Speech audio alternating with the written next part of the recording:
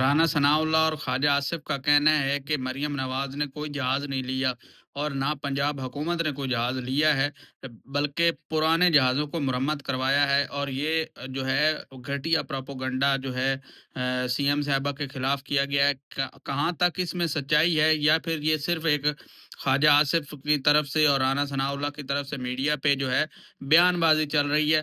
جب یہ معاملہ اٹھا تھا جہاز والا، تو کئی سوالات جو ہے، خاص طور پہ جو ایک اینکر ہے دنیا نیوز کے، انہوں نے جو ہے اس پہ کافی ریسرچ کی اور کافی سوالات کیے۔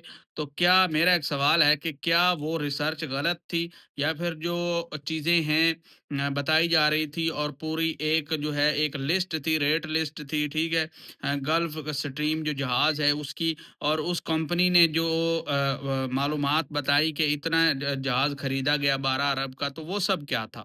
پہلا سوال یہ ہے۔ دوسرا سوال یہ ہے کہ اگر جہاز نہیں لیا تھا تو طلال چودھری صاحب کہہ رہے تھے ایک جہاز ہی لیا ہے، کیا ہو گیا پھر؟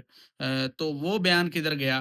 کیا وہ بھی پھر جھوٹ بول رہے تھے؟ اور اس کے بعد جو اپنا مریم اورنگزیب ہیں، وہ کیا اس پہ موقف ہے، وہ بھی آپ کے سامنے ہے۔ اور اس کے بعد جو وزیر اطلاعات جو ہے وہ بار بار کہہ رہی تھی کہ جو ہے جہاز لیا ہے یا نہیں لیا، تو اس کے بھی متضاد بیانات تھے۔ تو اب جو ہے مکمل خواجہ آصف نے بالکل وفاق کی جانب سے، جو کہ وفاق کے وزراء ہیں، اس نے کہا کہ پنجاب حکومت نے بالکل کوئی جہاز لیا ہی نہیں سرے سے، اور یہ جو ہے ایک پراپوگنڈا ہے سوشل میڈیا پہ۔ تو جب یہ آپ سوشل میڈیا پہ پراپوگنڈا سمجھتے ہیں، تو آپ پہلے سرے سے ہی کیوں جھوٹ بولتے ہیں؟ اگر جہاز نہیں لیا تھا تو پھر یہ جو ملک، میرے خیال میں ان کا نام نہیں آ رہا، دنیا نیوز کے جو ہے محمد ملک صاحب ہیں میرے خیال میں، انہوں نے پوری ایک 2-3 دن انہوں نے ولاگ اس پہ کیے، ٹھیک ہے، اور بہت سارے سوشل میڈیا ایک دفعہ بھڑک اٹھا اس چیز کے 12 ارب کا جہاز لے لیا۔